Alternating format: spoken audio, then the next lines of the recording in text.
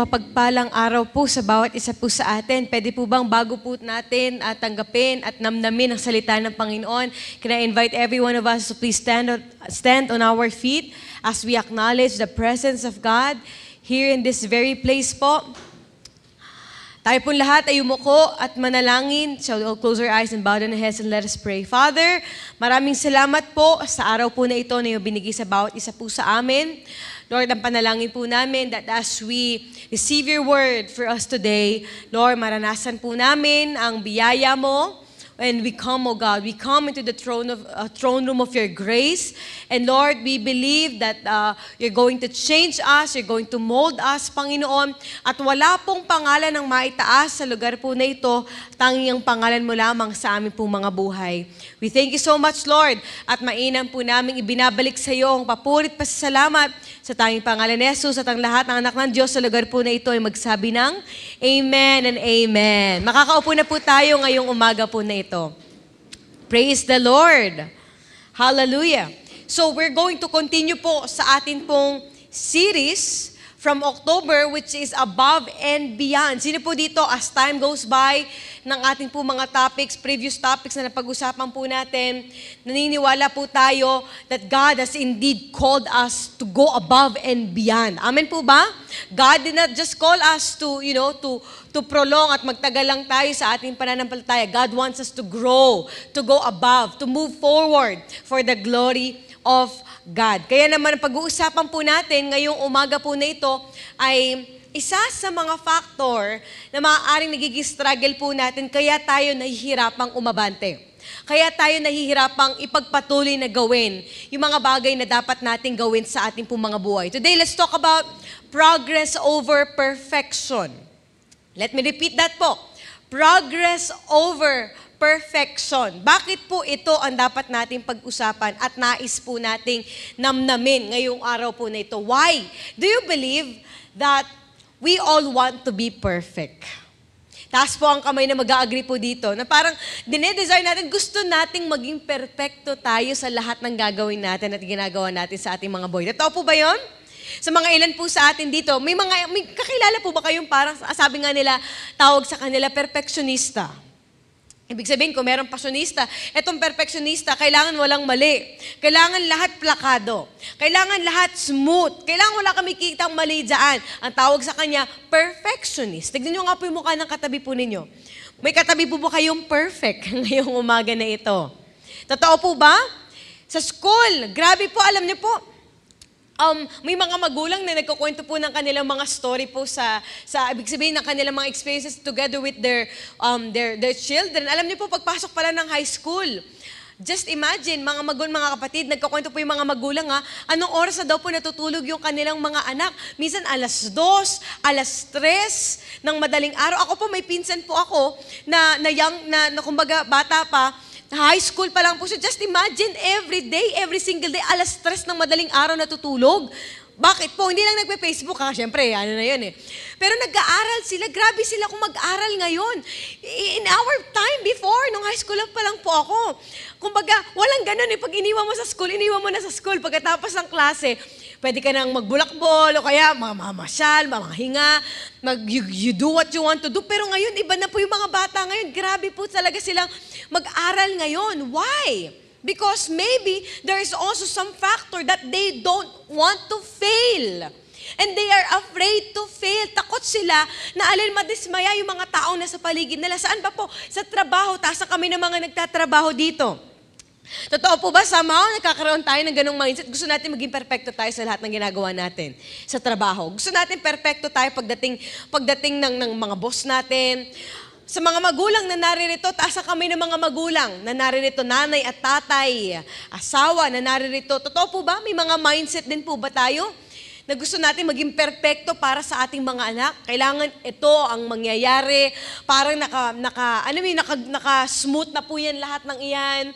Kailangan ito ang marating ng aking anak. We want to be a perfect mom or dad para sa ating mga anak. Sa mga anak na naririto, somehow, dahil dumaloy na, gusto na maging perfecto ng kanilang mga magulang sa kanilang mga anak. Ganun din, domino effect. Yung mga anak naman, gusto na nilang maging perfect para sa kanilang mga pamilya.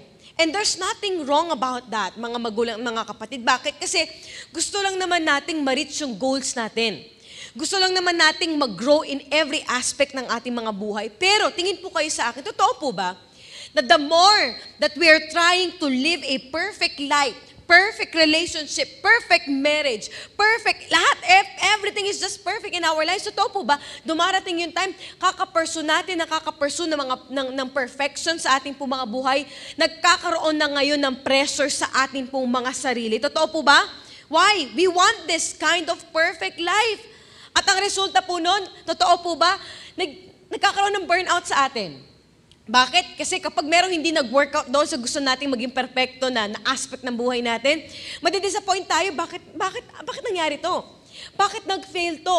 Bakit nagkulang ito? Totoo po ba mga magulang, mga kapatid? And somehow, yun yung nagpapatigil po sa atin sa dapat po nating gawin at dapat po nating pursigihin sa ating pong mga buhay. But what if, mga magulang at mga kapatid, what if kaya naman pala nating mag-grow, kaya naman pala nating mapabuti without striving for perfection sa ating pong mga buhay? What if, instead na maging perfect tayo para sa mga taong nasa paligid natin, maging perfect tayo sa lahat ng mga taong nasa paligid natin, what if ang maging goal natin ay mag-progress, magbago every single day of our life instead of being perfect? Why?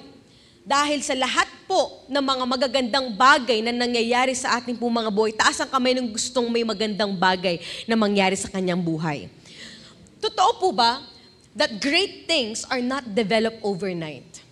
Lahat ng mga magagandang bagay na posibleng mangyari sa buhay ng isang tao, hindi po yan nangyayari ng isang tulugan lang. Totoo po ba? Hindi automatic magiging perfect yan, hindi automatic magiging maayos at smooth lahat yan kapag tinulog mo lang yan, kapatid, bukas. Totoo po ba? And some of us, gusto natin ganun kaagad-agad after natin gawin yung isang bagay, gusto natin kinabukasan may resulta na kaagad. Gusto natin kinabukasan magiging maayos na kaagad ang lahat. But it's not. And God wants us to see every progress sa ating po mga buhay. Kasi may pagkakaiba po yan. Let's talk about that. The difference of perfection and progress. Ano bang pagkakaiba nito? Now, let's talk about that. Ngayon, ano muna po tayo pa-practical tayo. Mamaya, i-insertan natin yan ng biblical foundation.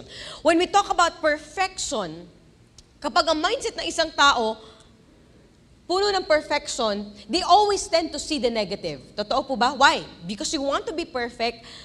Lahat yan, kahit ultimo tuldok, titignan mo as pagkakamali kapag may nakita ka. Totoo po ba yun mga kapatid? But, when we talk about progress, ang ibig sabihin po ng progress, you always tend to see the possibility. Ibig sabihin, mga kapatid, kahit na iyan pa lang yung status mo ngayon, but when you are in a progress mode, sabihin nga po natin, progress. Lagi at lagi kang nakakakita ng mga posibilidad. Pag sinabing posibilidad, hopeful ka kasi alam mong may nangyayari. May nakikita kang magandang nangyayari kahit pa unti-unti, basta nakikita mo may possibility. What else? Perfection, when a person is having a perfectionist mindset, being perfection or perfectionist is demoralizing. Pag sinabi pong demoralizing, papahinain niya yung loob mo. Totoo po ba yun? Bakit? You want to do things perfectly.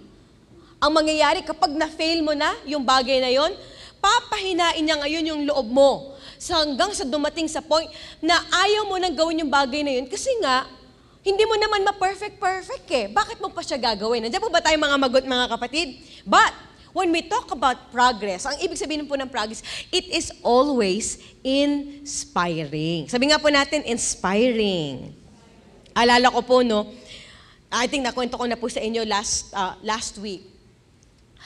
Bago po ako umalis dito, kumbaga, ako po, somehow, of course, I want to be honest with you in the other aspect ng aking buhay. Nag-gain po ako ng weight. So, hindi naman siguro makakaila naman po sa inyo yun, Bago po ako umalis, as in, I've gained so much weight na hindi ko pa po nag-gain sa tanang ng buhay ko. And, because of that, nawala po yung nawala po yung confidence ko. Kumbaga somehow, hindi ko namalayan, bumaba yung self-esteem ko. No, kahit nagsasalita ako, mapapansin nyo, hindi na ako nag-aayos. Okay na sa akin kahit wala na akong ayos. I'm not saying, kumbaga parang hindi ko sinasabi na parang, dahil lang doon, pastor, hindi ka naman mataba. Pwede namang yun yung sabihin nyo sa akin. Kaya lang, because that was my experience, bumaba po talaga, kumbaga ayaw ko na magpa-picture, parang feeling ko sa lahat ng mga makikita ko, lahat ng mga pictures ko, parang feeling ko lahat mataba na ako. Ganun po Tapos eto pa, dahil mga nakikita ko sa social media, ay grabe sila, no? Bakasyon na bakasyon, ang papayat nila, lahat kasya sa kanila. Ako, kumbaga lahat ng mga suot ko, dati po, alam po nila Sister Coren, ang payat ko po dati, alam nila Pastor Rose yan, as in, sobrang payat ko po. Alam niyo po lahat ng mga pantalon ko, lahat ng mga damit ko, hindi na nagkasya sa akin hanggang sa dumating sa point na frustrate ako lalo. Nandiyan po ba kayo mga kapatid? Ngayon, ang ginawa ko, ang nasa isip ko, gusto ko nang pumayat. Nandiyan po ba tayo? So gusto ko pumayat, ang nasa isip ko, dapat bukas payat na ako. Pero instead, sinasabi ko lagi sa iba, bukas hindi na talaga ako kakain. Bukas hindi na talaga ako magkakanin. Pero wag ka, bukas kinabukasan nagkanin na naman, extra rice pa. Ganun po ako. Bakit? Kasi I want to see the result right away. Yan ang perfection Kumbaga, papahinain ang loob mo dahil nga nag-fail ka na gawin yon, ang gagawin mo, ititigil mo na lang siya. Nandiyan po ba tayo mga kapatid? Nangyari po sa akin, pagdating ko po sa US, salamat na lang kasi I really have a good support system na nandun sa US, of course, which is my family. Alam niyo po si Pastor po kasi hindi na po siya nagkakanin, matagal na po siya hindi nagkakanin. I think magti 3 years na po siyang nagno-no rice. So, sinabay niya na po ako pagdating ko po kasi ako makanin ako parang lahat ata ng ulam kailangan may kanin. Totoo po ba? Pagdating ko po doon, nag-grocery po sila. Alam niyo po, dahil si Pastor, kilala niyo po si Pastor, mahilig po yan sa gulay. As in, maggulay po yan. So, sinama niya na rin po ako, bumili ng gulay, bumili ng mga dahon-dahon, pang salad, prutas, hanggang sa, alam niyo po, little by little, hindi agad-agad po little by little, ginawa ko po siyang stepping stone. Nag 1 meal a day lang po. Binibigyan ko na po kayo ng tip One meal. 1 meal a day lang po ako. Tapos kinakain ko lang po sa isang araw. Hindi po ako nagkakanin kasi kinat nga po Talagang very strict po talaga si Pastor. Pag sabi, huwag ka na kumain. Huwag ka na magkanin. As in, hindi na po talaga ako kakain.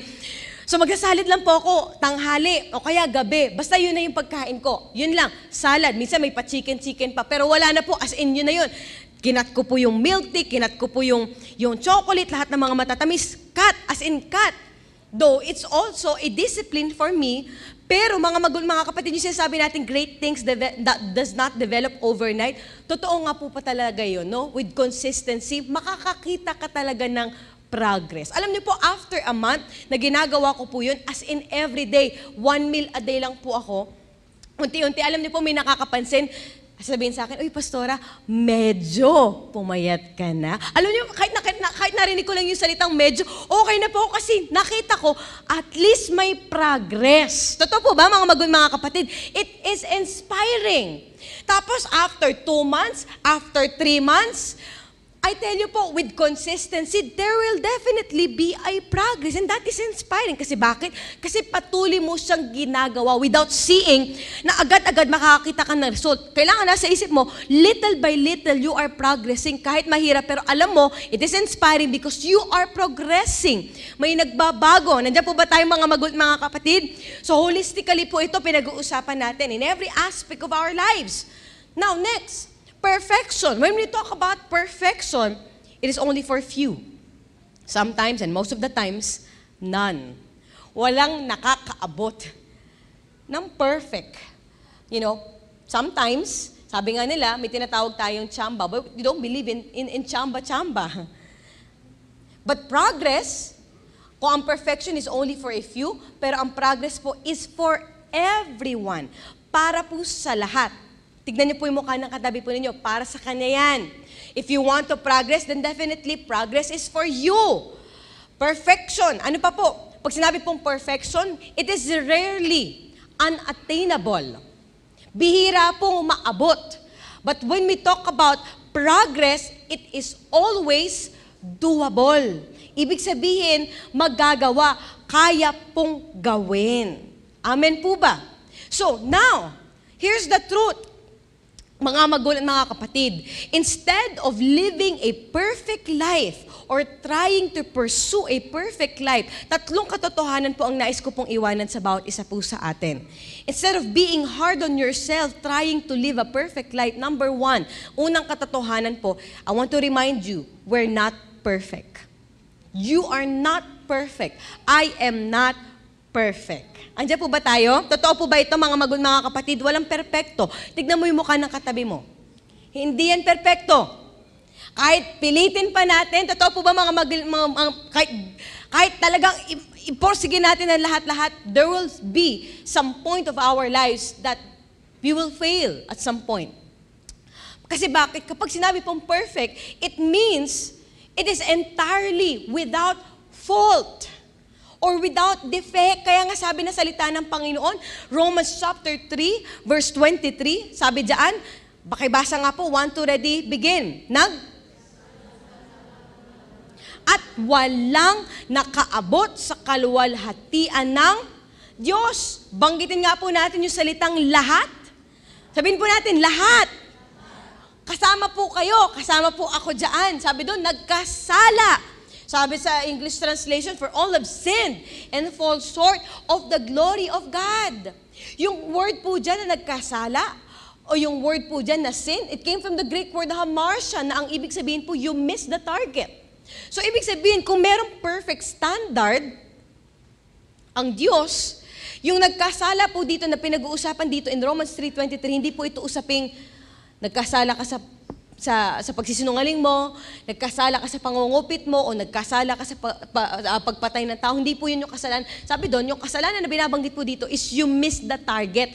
May perfect standard, pero na-miss mo. Andiyan po ba kayo? Yung may bullseye, pero hindi mo na bullseye. Yan po yun. Andiyan po ba tayo, mga kapatid? Kung hindi tayo perfect, then definitely there's no such thing as perfect relationship.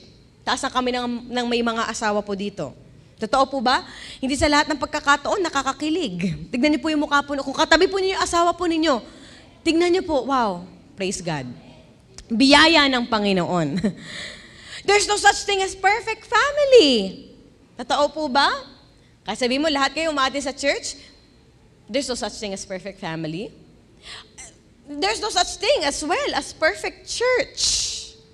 Kahit saan pa po kayo pumunta na simbahan, wala po kayong makikitang perpektong simbahan.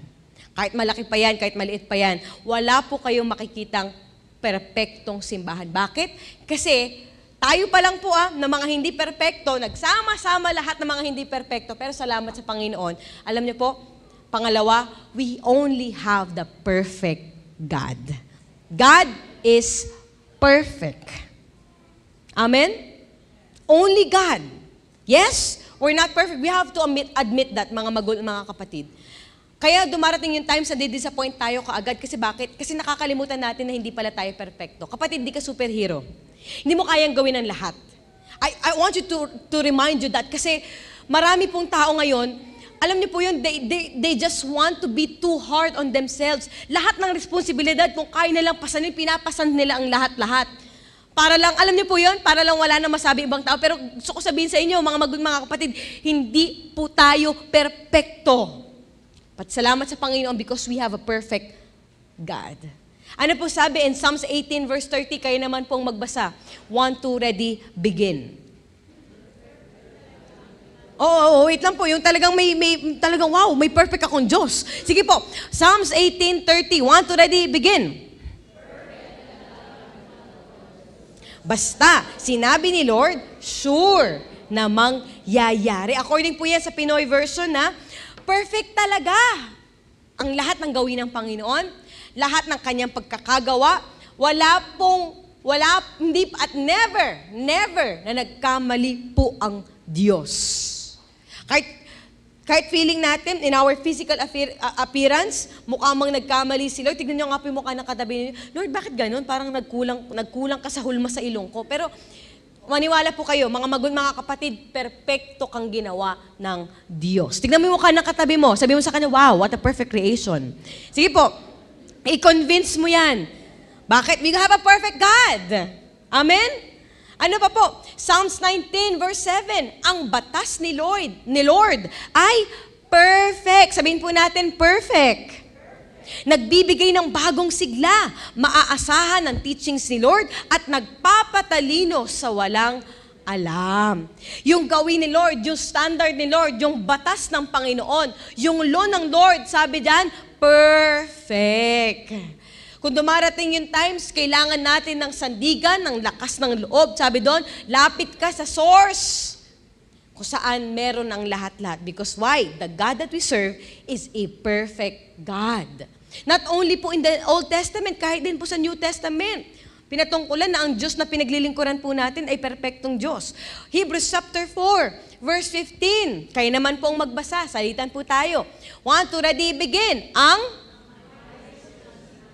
naiintindihan niya?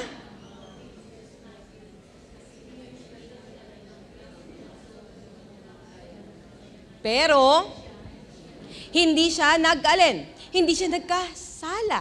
Kita po natin, naiintindihan tayo ng Diyos. Bakit? Kasi dumaan din po siya doon. More than 2,000 years ago, God, in a human form, sent here on earth to redeem us from our sins.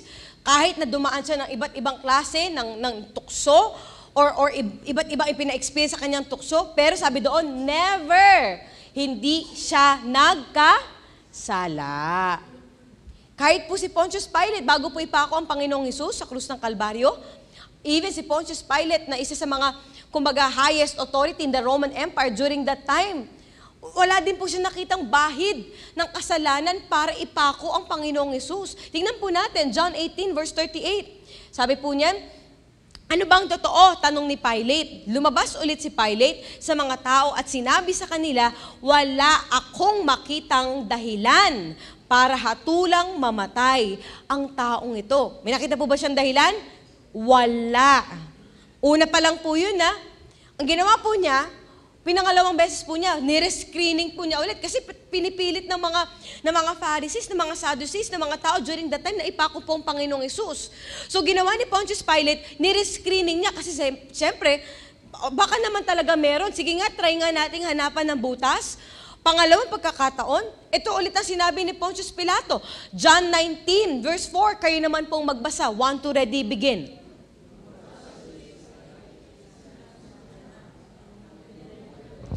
Lalabas ko siya dito para na walang dahilan para masabi kong guilty siya. Wala. Pangalawa na po yun, nire-screening po ulit niya si Jesus Christ during that time. Pero sabi niya, wala talaga eh. Wala akong makitang dahilan para mag-guilty siya. Pangatlo na po, ito pangatlo na. John 19 verse 6, nang makita siya ng mga chief priests at mga temple guards, sumigaw sila, ipako siya sa krus. Ipako siya sa krus. Sige, sabi ni Pontius Pilate, kunin niyo siya at kayo ang magpako sa kanya, sabi ni Pilate sa kanila. Kasi sabi niya, talagang wala. Sabi niyo nga po, wala. Wala akong makitang kasalanan sa kanya.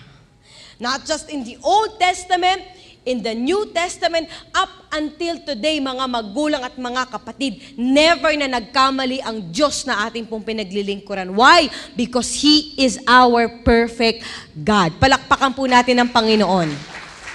Maaasahan ang kanyang pangako, maaasahan ang kanyang salita. Bakit? Perpekto po ang ating Diyos. So yan ang pangalawang katotohanan. Now, pangatlo, ito po ang katotohanan. We are perfected. We are perfected. Baka malito po kayo, sabihin niyo po, Pastor, akala ko ba hindi tayo perfect? Bakit ngayon perfect na? Ito po, sundan natin. Siyempre may karugtong po yan. We are perfected only by the grace of God.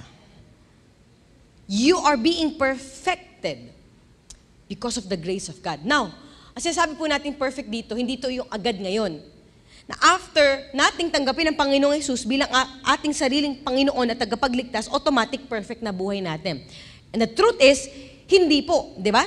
So, ngayon, tignan po natin in Matthew chapter 5 verse 48, yung sinasabi ng Panginoong Hesus, sabi niya, kaya maging perfect kayo tulad ng Ama nyo na sa langit. Sabi doon, kaya maging. Ginamit po yung word na maging. Ibig sabihin, hindi ngayon, pero maging perfect. Kasi English translation po, sabi doon, therefore, you shall be perfect, just as your Father in heaven is perfect. You shall be. I-underline niyo po yung word na shall be. Kasi ang ginamit po dyan na tense, hindi past tense, hindi present tense. Ano ginamit po na tense? Future tense. Pwede namang gamitin dyan yung will be. Kaya lang, kapag ginamit dyan yung will be, may choice ka pa rin kung gagawin mo o hindi. Pero yung word na shall be, ibig sabihin automatic yan. Kailangan mong maging perfect. Ibig sabihin lang nito, mga kapatid, after po nating ibigay ang buhay natin sa Panginoon, I do believe in my heart na hindi lang po namatay ang Panginoong Hesus sa krus ng Kalbaryo para lang tubusin tayo sa mga kasalanan natin. Pero namatay din po ang Panginoong Hesus sa krus ng Kalbaryo so that we can live a righteous life that glorifies God. Nandiyan po ba tayo mga kapatid? Yes, hindi tayo perfect. Pero hindi yun magiging excuse sa atin para bumalik tayo sa dati nating buhay. We can only be perfect. Magiging perfect lang tayo little by little. Kaya nga po may salitang progress. Sabihin po natin progress. We can only be perfect until the time comes na haharap tayo sa Panginoong Hesus, mukha sa mukha. Kasi yung ginamit po dyan, na word na perfect, sabi nga po ulit natin, perfect. Ginamit po yung Greek word po dyan, in the original translation, ang ibig sabihin po niyan is teleios, nang ibig sabihin ay complete or finish. Wala po yan sa slide po natin. Pero ang ibig sabihin nun, kompleto na, tapos na. Yun ang salitang perfect po dyan. Kaya lang itong tanong, taas ang kamay ng mga buhay na buhay po dito sa oras na ito. Sige po. Yung iba po hindi nagtaas ng kamay, ano pong nararamdaman po ninyo ngayong oras na ito? Sige po, taas ang kamay ng mga buhay. Ayan. Ngayon, this is also a reminder, mga kapatid, kung buhay pa po tayo na naririto, ibig sabihin lang, naniniwala po ba kayo? Hindi pa tapos si Lord sa atin. Kapag dumating na yung time, kaharap na natin ang Panginoong Hesus mukha sa mukha, that's the only time, doon papasok yung salitang perfect. Ibig sabihin, complete na, finish na. Pero hanggat buhay pa po tayo, ibig sabihin lang nun, mga kapatid, we are all a work in progress. Ibig sabihin, habang nabubuhay tayo sa mundong ito, every day may nababago, may namomold sa atin pong mga buhay. Palakpakan po natin ng Panginoon ngayong oras po na ito. So, ang goal ba natin ay maging perfect? No. Ang goal ba natin, mamuhay tayo sa mundong ito ng perpektong buhay? No. Because we will fail kung yun ang mindset natin. But instead, the goal must be what? The goal is to progress, not perfection. Now, tignan po natin, ang buhay po ni Paul. Kung si Paul po, in the book of Philippians, bago po siya makakilala sa Panginoon, kung magkakakitaan lang din ng resume, marami pong pwedeng ipagmalaki si Paul. At bigyan ko po kayo ng background patungkol po kay Paul. Pero tignan natin, in-state niya in Philippians chapter 3, from 4 to 6, binahagi niya, sabi niya, nung bago ako makakilala kay Lord, ito yung mga naranasan ko. Sabi niya, ito, verse 4, sabi niya, kahit na sa totoo lang, pwede kong gawin yan. Kung meron sa inyong nag-iisip na pwede siyang umasa sa mga pisikal na bagay, sabi ni Paul, mas lalo na ako. Sabi niya, kung may kakapitan ka sa mundong ito, kung umaasa ka sa mga bagay na nakikita mo ngayon, sabi ni Paul, mas lalo ako dati. Tapos sa kanya binanggit yung mga isa-isa, yung mga achievements niya. Grabe po, ang gaganda ng mga achievements niya. Verse 5, ang laki, binungad ka agad niya. Number 1 accomplishment niya, sabi niya, tinuli ako 8 days after akong ipanganak. Ang gandang accomplishment po niya, no? Mga kalalakihan, taas sa kamay. Ang laki yun, di ba? Ibig sabihin, wow, what a great accomplishment. So binungaran niya kaagad. Sumunod nun, sabi niya, Israelite talaga ako? Tapos sabi niya, galing sa tribe ni Benjamin at purong Hebrew ako. Ibig sabihin, wala akong ibang lahi. Talagang royal identity yan para sa kanila during that time. Sabi doon, kung pagsunod naman sa Jewish law, ang pag-uusapan, sabi niya, Pharisee ako dati. Taas ng mataas po na posisyon yun. Authorities sa Roman Empire during that time. Verse 6, kayo naman po.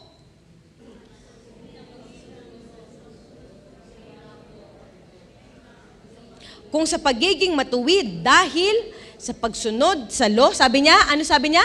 Perfect ako dyan. Bakit? Kasi si Paul po, isa siyang Roman citizen.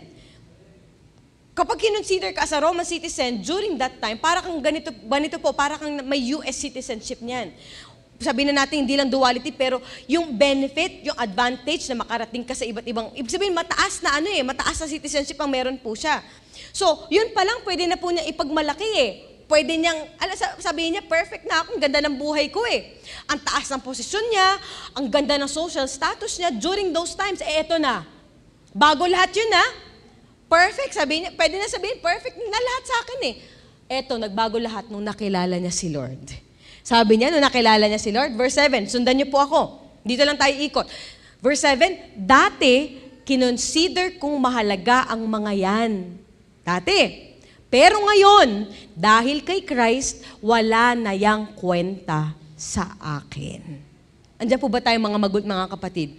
If you're trying to live a perfect life right now, mga kapatid, this is a reminder. Just like Paul, sabi niya, mahalaga naman lahat ng yan Nagtatrabaho kaya kasi gusto mo naman may maipakita at meron kang ma-prove sa mga tao na sa paligid mo, sa pamilya mo, sa lahat ng mga tao na sa paligid mo. Kaya lang, if that is the purpose of your life, sabi ni Paul, walang kwenta. Nandiyan po ba tayo mga kapatid? We're not saying that those things that we're trying to pursue in this life are not important kasi lahat po yan importante. Kaya lang ang tanong, yan po ba talaga yung top purpose ng buhay po natin kaya tayo naririto? Andiyan po ba tayo? And if we're trying to live a perfect life, I tell you mga kapatid, you will definitely fail. Ano po sabi ni Paul? Verse 8, binungaran niya, oo. Inagrihan niya, sabi niya, oo. Para sa akin, wala nang kwenta ang lahat ng bagay kasi mas mahalagang makilala ko si Christ na Panginoon ko. Alang-ala sa Kanya, tinapon ko na ang lahat na parang basura kasi ang gusto ko lang sa buhay ay si Christ. Lahat ng mga hinahabol natin sa mundong ito, kapatid, the reason why you are being disappointed, easily discouraged. Why? Because you tend to see the things that are happening in this world. Pero kapatid, kung alam mong meron kang Kristo sa buhay mo, nakilala mo si Lord as your Lord and your Savior, and because of the grace of God, kapatid, it's already enough to live this life. You don't have to have a perfect life. Just have a progressive life that glorifies God. That is enough. Amen po ba? Sabihin mo sa katabi mo, magprogreso ka. Sabihin mo sa nasa likod mo, magbago ka na. Saka nasabi po ni Paul na lahat pala to basura. Lahat na na-achieve ko dito sa mundong ito. Kahit gaano pa kataas, sabi niya, it's nothing compared doon nakilala ko si Lord sa buhay ko. Sino po dito ganon? Baliwala ang lahat ng mga na-achieve natin sa mundong ito compared doon nakilala po natin ng totohanan ng Panginoon sa atin pong mga buhay. That what gives us, a satisfaction in our lives. So, ibig sabihin, why prove and strive for perfection in this world when you have the perfect God with you? Why do you have to prove for anything in this world? Why do you have to prove yourself for the people around you when you already have the perfect God with you? Ang ganda, no? Ang gandang reminder po sa bawat isa po sa atin, mga magulat, mga kapatid. Don't be too hard on yourself just to live the life that is perfect for you. Pero sabi ni Paul, eto po, tignan natin, verse 12. Sabi niya, kayo naman po magbasa, 1, 2, ready, begin.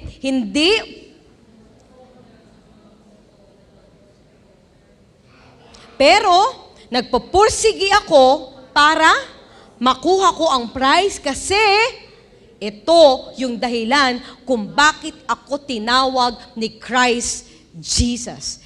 Hindi dahil sa nakuha niya na yung prize na, hindi dahil sa nakuha niya na yung gusto niya, pero sabi niya, the word doon, sabi niya, nagpupursigi ako. Diyan po papasok yung salitang progress I am progressing every day of my life. Kasi bakit? Papunta ako sa prize ko Papunta ako ahead sa nais sa akin ng Panginoon. Sabi niya, ito yung dahilan ko kung bakit ako tinawag ni Christ Jesus. How can we make a progress over perfection? Number one, the goal is never perfection, but progression. Your goal in this life is never, ever to be perfect. Because definitely, mga kapatid, you will fail. But, here's the thing. We have a goal. And that is to become progressive every single day of our lives. My goal is, di man ako perfecto, but I will strive in this life, patuloy magbabago. Sa kakayanan ko ba? Hindi. Dahil sa biyaya ng Panginoon, I will become progressive because why? Mga kapatid, you have to answer the question why. You have to know your why. Bakit mo ginagawa yan? Para kanino mo ginagawa yan? Yung ginagawa natin ngayon, yung pinoprove natin ngayon, para kanino mo ba ginagawa yan? If you know your why, mga kapatid, at kung hindi mo na alam kung bakit, bumalik ka sa totoong goal at purpose mo sa buhay na ito. You keep on pressing on. Sabi ni Paul, naglo-look forward ako doon sa prize, doon sa gustong iparating sa akin ng Panginoon. At tingin po kayo sa akin, yung prize na sinasabi po ni Paul dito, hindi po perfect marriage eh. Hindi perfect relationship.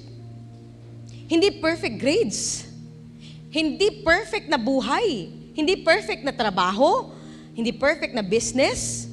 Hindi perfectong mapapangasawa o perfectong anak, perfectong magulang. Hindi po eh. Yung prize na sinasabi po ni Paul dito is yung purpose na malaman niya na nilalakaran niya yung panawagan ng Diyos sa kanyang buhay. Ayun yung prize na sinasabi ni Paul dito. So, ibig sabihin mga kapatid, ang goal natin, ang goal ko, hindi ko kailangan maging perfect. Kasi magpe-fail ako at some point. Ang goal natin, habang nabubuhay tayo sa mundong ito, is patuloy na magbago, patuloy na magpa-mold, patuloy na matuto, patuloy na nagpa-progress hanggang sa maging kawangis natin, si Kristo. Nothing more, nothing less. Don't prove yourself in this world. Just walk progressively and be changed for the glory of God. Hindi ko ikukulong yung sarili ko para maging perfect ako. Para lang ma-meet yung perfect standard ng mundong ito. Na hindi ako magkamali. Kasi maniwala po kayo sa akin, mga kapatid, mababalisa ka lang. Maisa-stress ka lang. Kasi bakit? Magkakamali ka. But instead, you have to remind yourself this. Every single day of life, Lord, hindi lahat alam ko. Hindi lahat kaya ko pala. Hindi lahat magagawa kong perpekto sa lahat ng aspeto ng buhay ko. But Lord, this is also a reminder that I need you in my life. Verse 13, sinabi pa ni Paul, siyempre, mga kapatid, hindi ko iniisip na nakuha ko na ito. Pero ganito ang ginagawa ko. Gusto niyo malaman kung ano ginagawa ni Paul? Isa lang, kinakalimutan ko ang past at nagfo-focus akong gawin ang best ko para sa darating na future. Isa lang. Number 2, if you want to progress over perfection, progress by forgetting what's in the past and straining forward to what's ahead. Kalimutan mo na. Kaya maraming tao hindi makaabante. Kaya maraming tao hindi maka-go above and beyond. Kasi nakikita nila, naiisip pa rin nila, nagdadwell pa rin sila doon sa pagkakamali na nagawa nila. Why? Because we are too perfectionists. We want to be perfect in everything.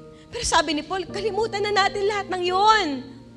Ang mahalaga, tignan mo yung mga bagay na nasa ahead mo na at nakaabang sa'yo. What's your prize? You aim for that prize. Sabi ni Paul, verse 14, kayo naman ang magbasa. Kaya, sige po, want to ready begin. Kaya, tumatakbo ako. Take note, sabihin niyo po sa katabi mo, diretso sa goal. Diretso po, sabi doon, tuloy po natin, para makuha ko yung prize na pagkakaroon ng buhay sa langit dahil sa ginawa ni Christ Jesus doon ako tinawag ng Diyos. Takbo! Diretso lang sa goal. Huwag ka na lumingon-lingon pa. Huwag mo na isipin ako anong iisipin ng mga tao na sa paligid mo. Sabi ni Paul, diretso ka lang sa goal. Bakit? Kasi ang price pala natin, it's not on the things here in this world. Ang price natin, sabi ng Bible, ay ang pagkakaroon ng buhay sa langit dahil sa ginawa ni Christ para sa atin. Yun ang purpose po natin, mga magulang, mga kapatid.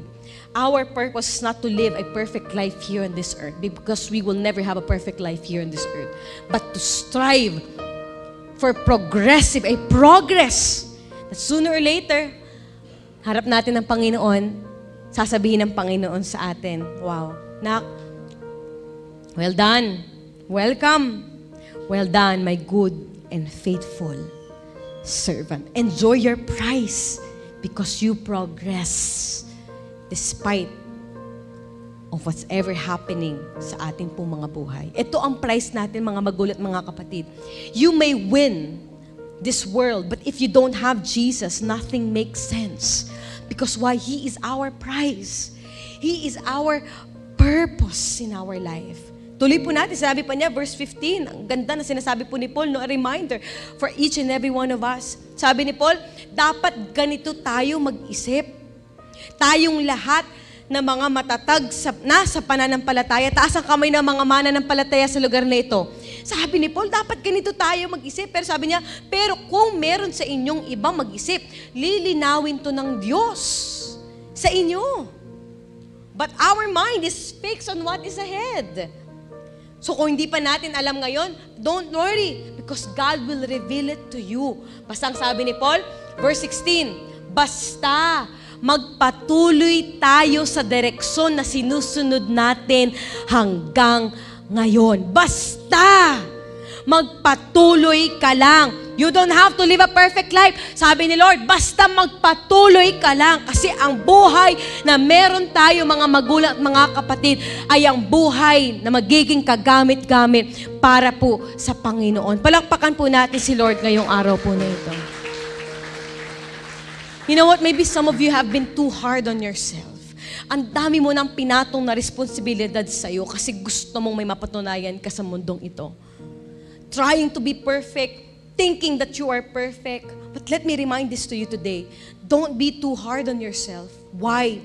Remember that you are a work in progress by the grace of God.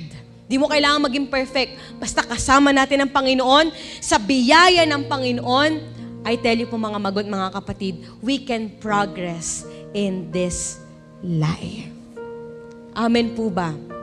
I hope and I pray that in every decision po ng ating po mga buhay, hindi mo na kailangan maging perpektong nanay para sa iyong mga anak kung ikaw ay nanay. Hindi mo kailangan maging perpektong anak para sa iyong mga magulang. Hindi mo kailangan maging perpektong empleyado para sa iyong kumpanya. Hindi mo kailangan maging perpektong estudyante para sa iyong paaralan.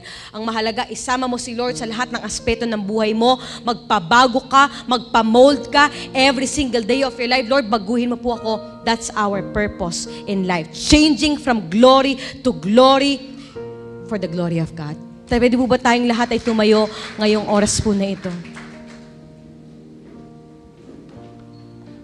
Shall we all close our eyes right now and bow down our heads? Hallelujah, Jesus. Father, we magnify you in this place. Lord, thank you for reminding us na hindi po kami perpekto. Thank you for reminding us, God, that we also have a limit. May limit kami, Panginoon. Pero salamat kasi limitless kang Diyos. Salamat kasi meron kaming perpektong Diyos na kasama. Kapatid, if you are here today and you have been too hard on yourself just because you're trying to prove that you want to have a perfect life in this world, kapatid, cast it all to Jesus.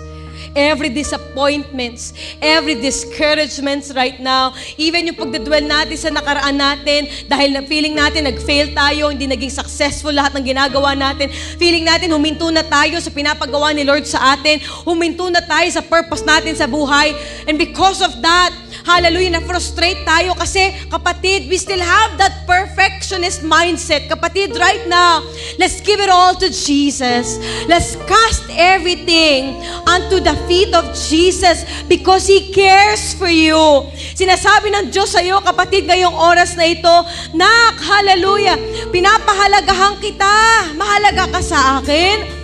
Hindi lang ako namatay sa krus ng Kalbaryo para tubusin ka sa kasalanan mo. Sabi ng Panginoon, namatay ako sa krus ng Kalbaryo para every single day ng buhay mo ay magkaroon ka ng pagbabago at mamuhay ka ng ayon sa katuwiran ng Diyos. You don't have to be perfect. Ang mahalaga, lumalakad ka sa katuwiran ng Diyos. You are not able to do it by yourself. Hindi mo magagawa yan sa sarili mong lakas, sa sarili mong dunaw. You can only do that by the grace of God. Kapatid, sa lahat ng aspeto ng buhay mo, hallelujah, isama mo ang mayamang biyaya ng Panginoon. You cannot do it. You're not a superhero. May limitasyon ka. You need God. We need God to progress in this life. That's my prayer for you, church. That's my prayer for you. It's for you not to have a perfect life, for you not to have a perfect family, for us not to have a perfect church, but for us to have a progressive relationship, progressive family, progressive ministry, progressive church that brings glory to God. Kung yan po ang panalangin po ninyo, kung yan ang dinedesire ng puso po ninyo, kapatid, itaas natin ang ating mga kamay sa Panginoon bilang tanda ng ating pong pagsosurrender. Lord, sinosurrender ko yung sarili kong gawin. Hindi ako perfecto, pero perfecto kang Diyos, kaya sa iyo ako magtitiwala. Hallelujah! Tinataas ko ang kamay ko kasi sinosurrender ko ang lahat-lahat sa akin. Hindi ko pala kayang ayusin lahat, Lord. Hindi ko pala kaya, Panginoon. But Lord, because of your grace, help me to progress in this life, oh God. Help me, Lord, to become, Lord God, more like you, Jesus. Let's worship the Lord right now. Hallelujah. Let this song be your prayer. Into the world you created. Let this song be your desire right now. Trading your crown for a cross. You willingly died. Your innocent life paid a cost. Counting your status as nothing. The King of all kings came to serve. Washing my feet, covering me with your blood. Lord, this is our prayer to you, O God. If more of you means less of me, take everything. Yes, all of you is all I need. Take everything. If more of you, Lord, if more of you, Sing it to the Lord. means less of me, Take everything. take everything. Lahat ng mga bagay na piling namin mahalaga sa amin, higit pa sa'yo. We surrender. It's all I need. Take everything. Take everything. If more of you, if more of you means less of me, take everything. Ikaw lang, sapat na, Panginoon. You Is all I need. Take every, oh Lord, change me like only you can. Here in my heart, in your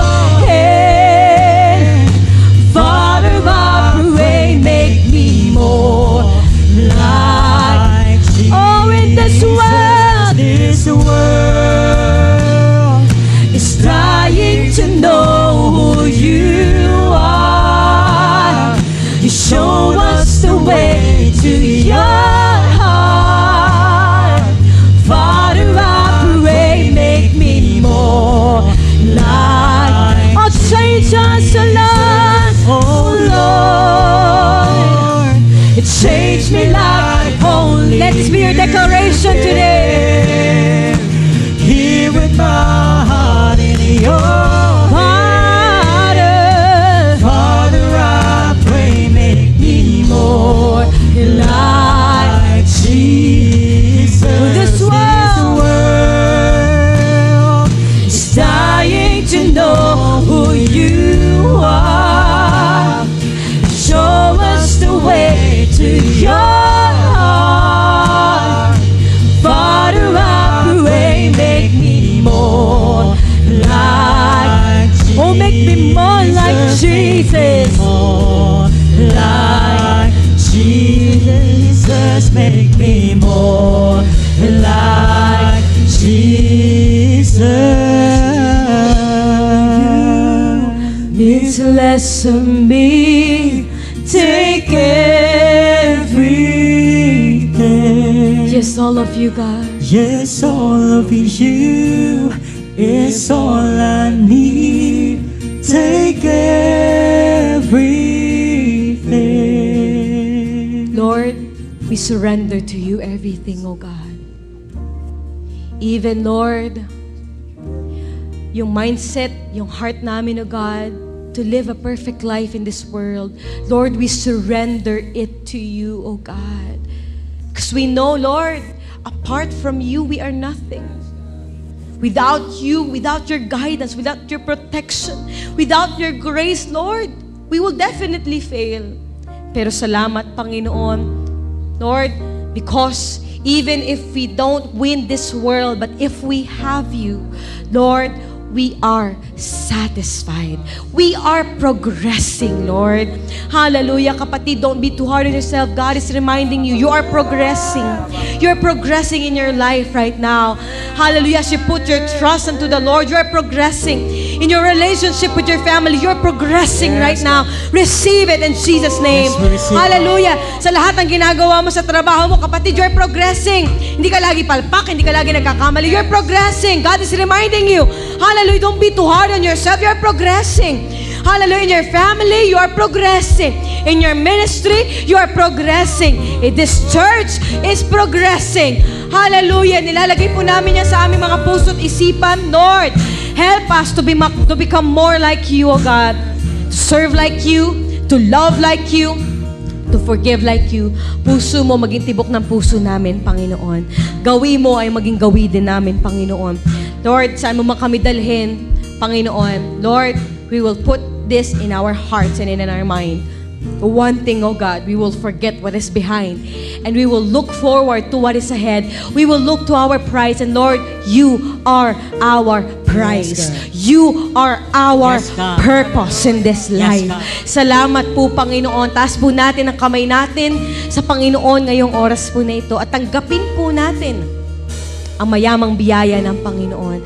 The Lord bless you and keep you. I receive. May His face shine upon you. I receive. The Lord bless the work of your hands. I receive. The Lord protect you. I receive. The Lord bless your family. I receive. May you become progressive in every aspect of your life. I receive. In the name of the Father, and of the Son, and of the Holy Spirit, and everybody say, Amen and Amen. God bless you all po. Tapos na po ang ating gawain. My prayer for you is that you become progressive in all aspect of your life. Shine for Jesus. Kung nakaabot po kayo sa dulo ng preaching po na ito, nais po namin kayong pasalamatan na nagmumula sa aming mga puso sa inyo pong pagsuporta at pakikinig ng salita ng Panginoon na handog po sa inyo ng Light Church May Kawayan. Truly indeed, that through this platform po, marami na po tayong naabot sa paanan ng Panginoon for His glory and for His honor. And ngayon pong oras na ito, kung nais nyo pa pong suportahan ang gawain ng Panginoon, you can easily finance and support and give sa ating pong platform sa gawain ng Panginoon, and we can visit po ang ating pong website na matatagpuan po, makikita po natin yan sa ating screen, and that is www.lightchurchph.org/give, at makikita po natin doon yung ways of giving po natin to support and finance the kingdom of God. Or naman, pwede po tayong manood ng ating pong mga live stream. Meron po tayong worship Sunday services po every Sunday. That is 10:30 a.m., 1 p.m. for the youth, 4 p.m., 7 p.m., and 11 p.m. po. Philippine time po yan. Maraming salamat po ulit sa inyong time at sa susunod po na ating mga preachings, patuloy po nating suportahan. Maraming salamat po and shine for Jesus.